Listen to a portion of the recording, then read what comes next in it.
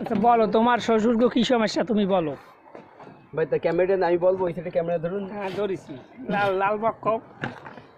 শ্বশুর মশাই কব এটা নাইমে যাবেন, ইউটিউবে চলে যাবেন, কও এটা কও মান সম্মান লাস্টে আমারই মান সম্মান যাবেন।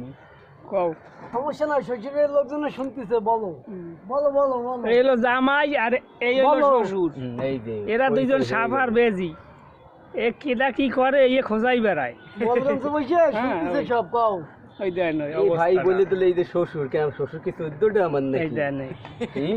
এমন ভাবে কইলো কথা বসবা না, খবর আছে তোমার, ওই কই কেন এই প্রিয় বলবো ভাই, দর্শক, আমার শ্বশুর তো এগুলোই সরকার আমি না। খুব ঝামেলায় আছি। আমনে শ্বশুর সরকার, যেহেতু মজিবর সাহেব, ঠিক আছে?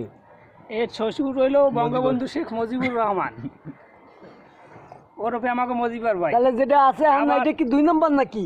এই দেন দর্শকেরা কি কয় শোনেন। এই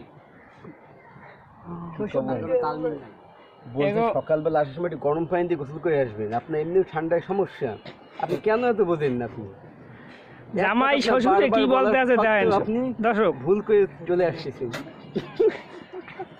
বলগান তুমি কি সব দেখবে, আমি শুনতেছি কিন্তু। শ্বশুর আপনি আমার সামনে বসে মোলগঞ্জ কোন শালা